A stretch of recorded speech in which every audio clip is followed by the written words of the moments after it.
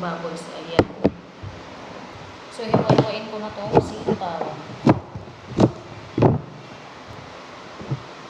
So, ayan mga lodi. So, ganyan lang sa mahaba ng paghiwa-hiwa. So, balatan ko na rin ito kalabasa. So, ayan. Kasi pag ito balatan mga lodi, so matigas yung kanyang balat. So, kailangan natin balatan ito, diba? Pagkatapos nito, so maghiwa-hiwa naman ako mamaya ng bawang sibuyas. So, ayan, hati-hati ko na siya. So, slicein ko na po ng ganyan kalalaki. Hindi masyado, makapal pa. Kasi, pag makapal siya, matagal siyang maluto. So, kailangan litan lang natin.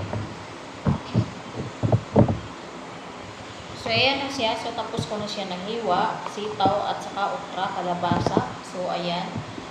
O, may sahog tayo na konting karning baboy.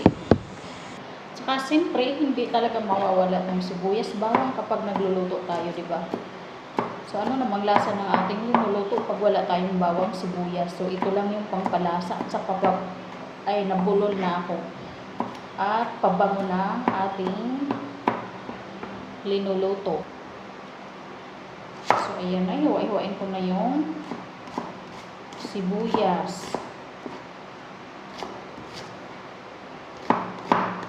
Puting sibuyas pala ang gamit ko dito. So, wala akong yung pula.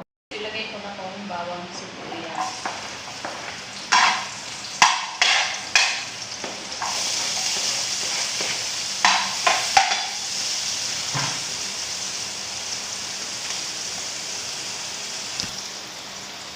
Sunod ko na rin itong karne. Ayan.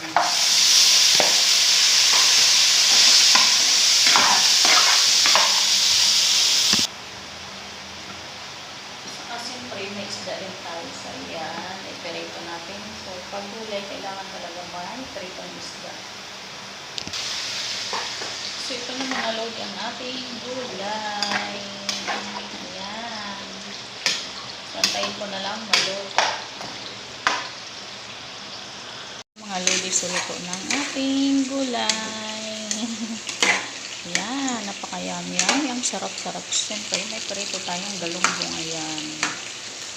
Na tayo mga lodi. Top. Nagsasawan ako. Kamate.